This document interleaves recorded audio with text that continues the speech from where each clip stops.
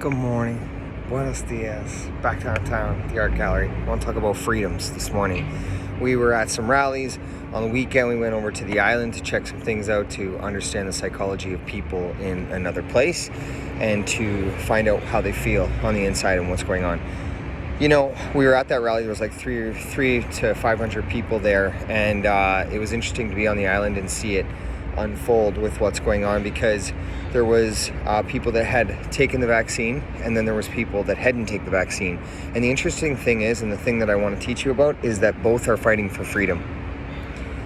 This is something that we need to accept in this world. It's something that I've come to accept, because if you're going to have real talks, you have to have a real talk.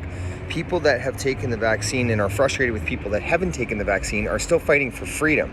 But essentially, they're fighting it in a much different way. They're just succumbing to the relinquishment of freedom in order to obtain their old freedom, which, yes, does come with a lot of loss of freedom, but they're okay with that because the television tells them that it's safe to do that.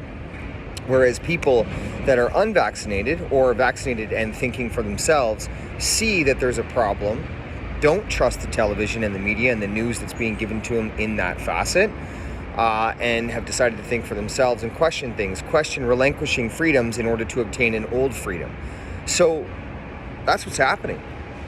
Everyone really is fighting for freedom, except there's two kinds of people. Ones that don't want to understand what's being taken from them and accept the things that the government is telling them as real, and people that do not accept that and do not want to have any more freedoms taken from them from the government. And it's just a reality. So something that I did a video before talking about empathy and sympathy and being able to have discussions in this manner with when we're talking about relinquishing freedoms. You must do that, because I go to these things to gain perspective, to gain an awareness of what's going on within the individual, because I look to psychology as a way to change the world. Because if you don't understand how people think and you don't understand what's going on the inside of them, then how can we come to an understanding and an association where we can see perspective from each other? So it's a very real thing, like it's just something that really you have to think about. And for all of you that are getting your information and your trust from the television, I'll say to you this, know that media is owned by corporations, and corporations are business, and they do what is good for business, not what's good for the human. That's just a fact. So any of the information that the television is telling you is good for business, not good for the human. If the television talked about positive things, it would be a much different place in the world, but it is not. It teaches us to divide. It teaches us to be scared.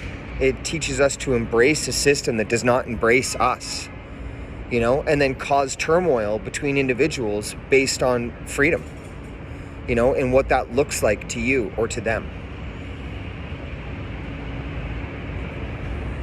It's kind of an upsetting time to see the programming that's been placed in some individuals. That's another thing that I should really want to talk about. Like, those of you that are out there spreading love and light, please, remember, when you go up against your fellow man, you're going up against a program, an indoctrination, a learned behavior over time of heavy saturation and control of media, through what began with the radio, newspaper, then television, now social media. It's everywhere and anywhere. So walk with that in your heart, with love and light when you're trying to have discussions and conversations with your fellow man. Remember, it's what the human that's in front of you is programmed.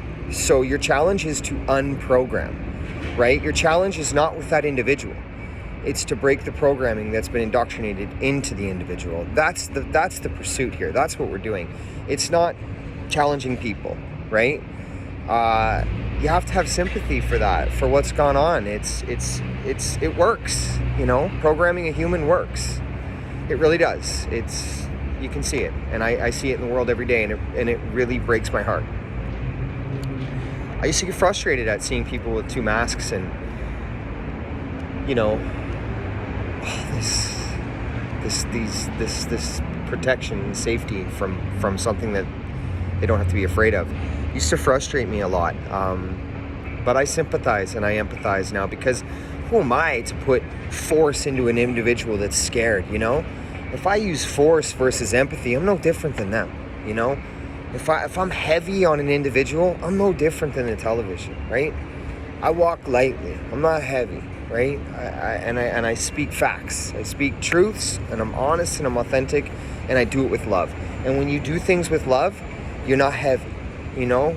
We're light, and we see things for what they are. So anyone who's out there in the world fighting for your freedom in whatever manner you are, I appreciate you. I just ask you to question whether the television is telling you the truth, because these people are paid to tell you things, and they do things for money that's not good for the human.